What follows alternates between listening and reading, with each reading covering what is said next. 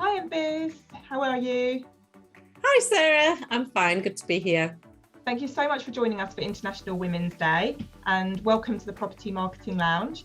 So everyone, I'm sure, would love to hear a little bit more about you and your sales training business. Right, where to begin? So I'm Enfys and I run sales training with Enfys, and I offer sophisticated sales training for show-stopping entrepreneurs and small business owners who are, incidentally, almost all female. So yeah. When we were discussing doing this episode, you kind of said, "Oh, amazing! It's such an exciting time for female entrepreneurs." You put a really positive spin on what can sometimes be quite negative around International Women's Day. There's quite a lot about the challenges and the issues, but you just think it's a really exciting time. Why is that?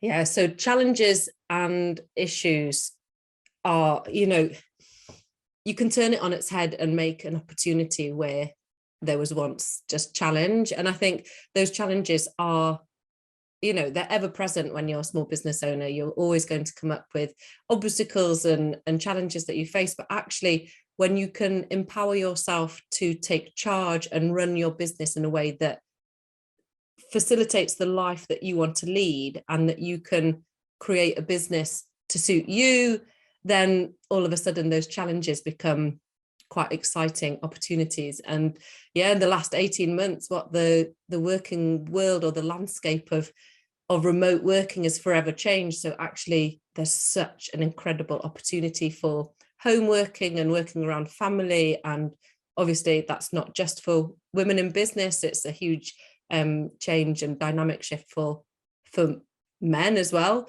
But predominantly, I think it's going to open a lot of opportunities for women who are interested in running their own businesses from home and around their family. And what qualities do you see from the women that you work with that make them excellent entrepreneurs and excellent business leaders? It's a good question. And I think, first of all, just to define what makes a successful entrepreneur or successful small business owners, because I think actually everybody's flawed. Like, everybody struggles at points. Nobody's perfect. I don't think that there is this holy grail of characteristics that is limited to just the few. I think we all, we're told to play to our strengths throughout life. We're all saying, oh, play to your strengths. But then, what are they? So I help small business owners, women in particular, kind of unearth those strengths and then to really play to them and leverage them in a way that is really comfortable and authentic to them. But what are the natural attributes? I think that it's to do with your values, I think, more than anything. I think if you want to work for yourself, if you want to run your own business, if you have an incredible service, your expertise, your knowledge, if you can monetize that and create a business out of what you know, then all of a sudden it's a really exciting place. And what you need is just the ambition level behind it to drive it forward. All the skills you can pick up along the way.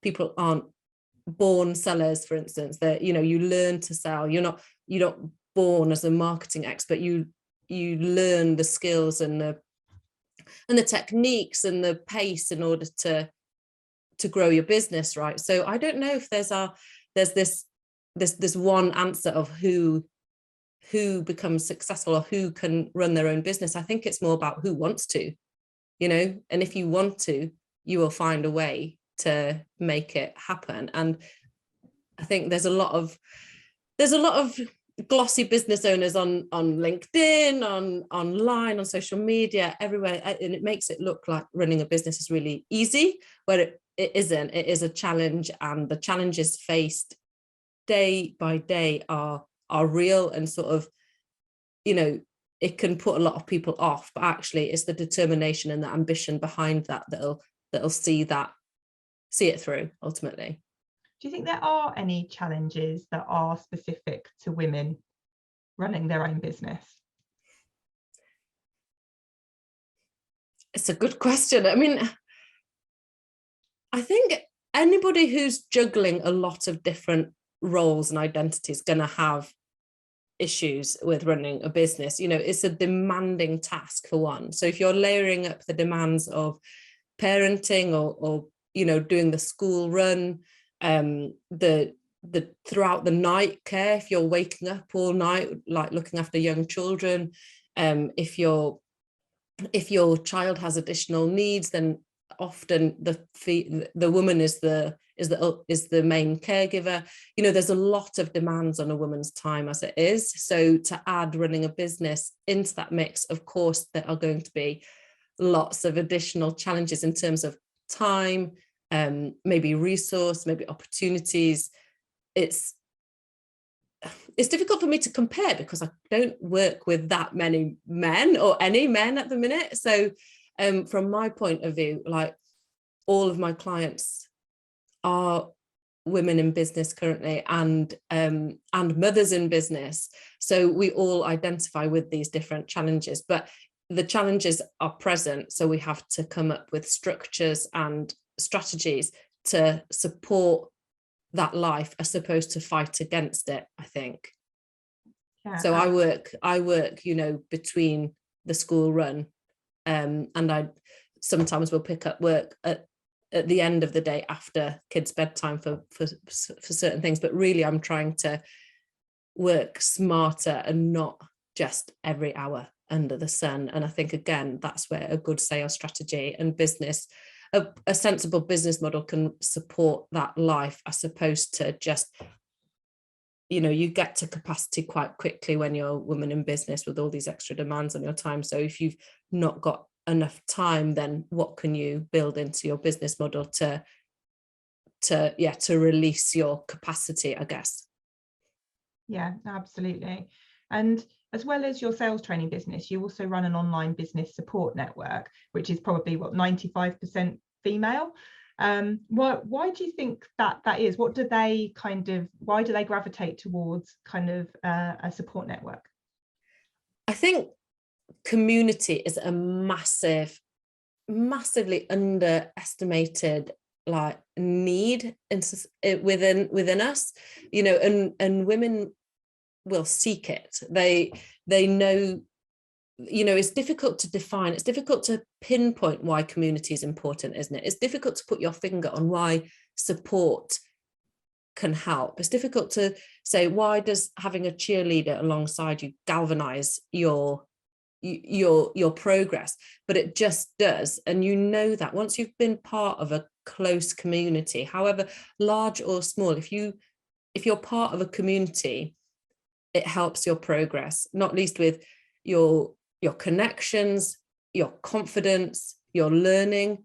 Like, everything can grow when you're in a community of like-minded business owners in this case. So I run the Business Lounge is my free group on Facebook, which has got hundreds of small business owners in there now, and it's a really nurturing space for people to come and connect, share and grow, is my sort of tagline for it. But beyond that, I have a smaller paid community where it's a really small, intimate, close-knit entrepreneurial community, and the conversations there are way beyond what you get in a quite a large scale free community. But again, it's important for small business owners to feel as if they're a part of something and not just entirely alone, working remotely by themselves, for themselves, without somebody to brainstorm with, bounce ideas with. Get, you know, where do you pull your creativity and inspiration from if it's not from others? Also, for me personally, I just don't see, I don't think there's anything particularly exciting about succeeding and success all by yourself. You know, what is the point? You want to be alongside people doing similar things that you can be inspired and move forward with together. I think that's the real joy. That's where the fulfillment comes in for me, particularly. But I'm a real social creature, so community is at the heart of everything I do, more or less. And then you've recently sort of expanded into in-person networking events as well. You know, what extra does that bring?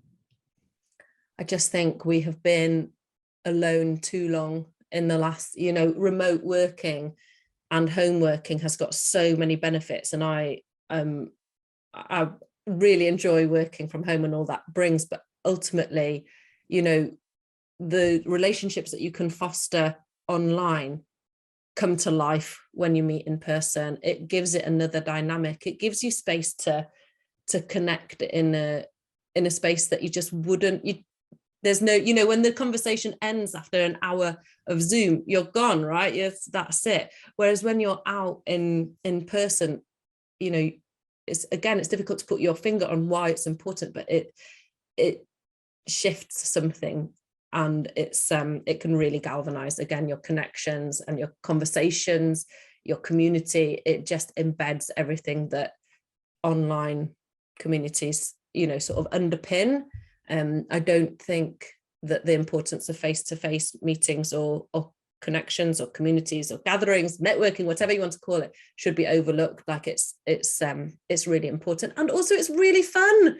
Like for me, a massive part of business is that it should be really enjoyable. It should be really lively and vibrant and, you know, fabulous to a certain extent. It doesn't have to be really dry and boring and scripted and scheduled on Zoom. You can create a business that you love and bring it to life by meeting others who, inspire you, and that you can help them. You know, when we go to these networking groups, I think people think like, what's in it for me, or what's in it that I need to, what do I need? But actually, you're going to be meeting people who need you. You know, they need to hear it from you. So you need to put yourself in a position to let them know you and connect with you and benefit from everything you know. So it's a great space for collaboration. And you just got to be put in a room together. So I thought a lot of the online networking, or the networking groups that I was doing, was staying online and also quite structured. And even if they were going back in person, I feel like I'm done with too much structure. You know, it's too much scheduling. I feel like there's a place for in-person events which are a little bit freer, a little bit more colourful, a little bit more vibrant, without just sort of sticking to a really strict agenda and, you know, you speak for that amount of time, this, that and the other, but actually just to let us be a bit free after being a bit stifled for the last 2 years on Zoom.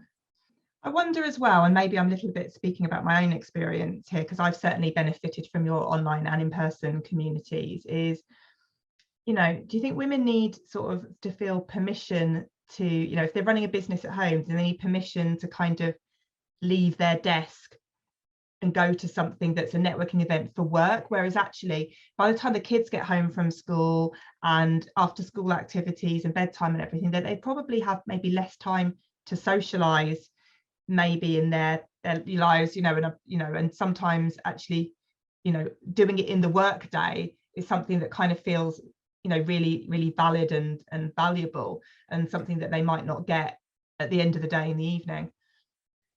Absolutely. I mean, there's so much all rolled into that. This concept of getting permission is a topic that I quite enjoyed sort of mulling over, to be honest, but I'll try and stick to the point. But yes, I think women in business particularly, you know, for me, in my world, because I'm surrounded by small business owners, like in my friendship groups now, and as well as my professional groups, I feel like it's quite a normal thing to be self-employed and to be running your own business as a female, but actually it's not. And therefore, you know, to begin with, I was kind of the only one of my friends, or there wasn't that many of my family who were setting up from scratch.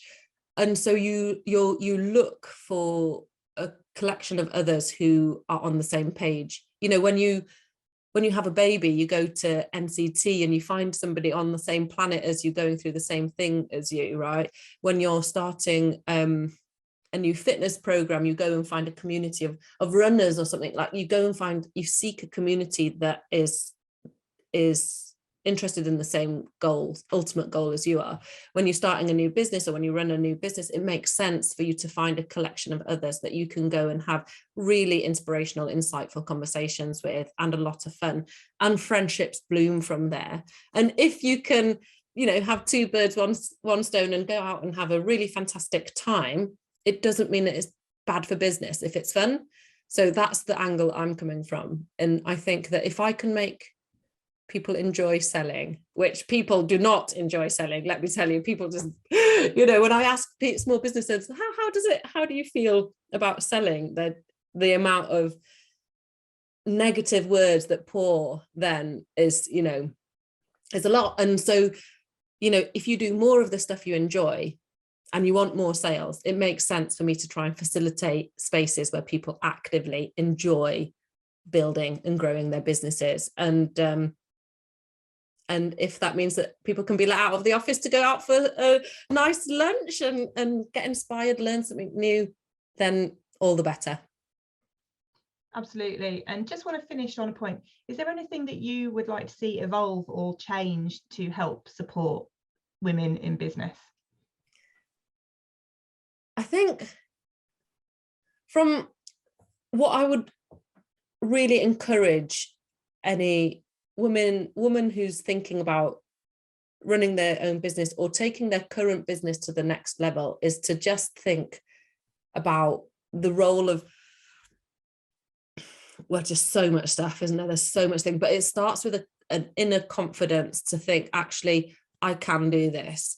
Yes, there might be challenges ahead. There might be obstacles in my way, but actually with the right support, you can achieve such an enormous amount if that's what you want to do. So to not allow self-doubt to get in the way of self-development, I suppose. And what would I like to see evolve for women in business in the future? This is a really good question. I probably should have thought about this before the talk. What would you say, Sarah? Oh, nice one, Enfys, back at me. I think it's a lot of things. I think his support is massive. I think asking for help and seeking out the support that is out there, and that you don't have to do everything on your own. I've been running my own business off and on for a few years now, and the times that it overwhelmed me was when I wasn't asking for help and didn't realize that there were ways of getting help. Yes, you're running everything yourself. We discussed this before. You're your own marketing department. You're your sales team. You're your own administrators. But there are people that can actually, help with those. And you have to focus on the things that make you, and that are your brand and that are your strengths. And maybe the other things that maybe are time sappers, get other people to help with and support with.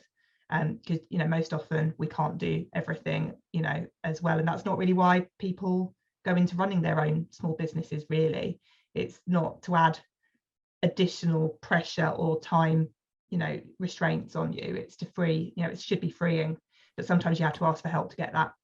Yeah, it is difficult to ask for help sometimes, especially when you don't really know what you need. And I think that's when the support begins with going to find a free group. There's so many great free communities. People can surround themselves with like-minded people and see where the conversation leads, see what crops up and see where the support is needed, and then actually getting it. Thinking about it is great, but taking the action to actually help yourself move forward is vital. So that's a good answer. Absolutely. Well, thank you so much for joining the Property Marketing Lounge and talking about your experience with sales, particularly focused on women running small businesses. So thank you very much, and hopefully we'll speak again soon. Yeah, thanks for having me, Sarah.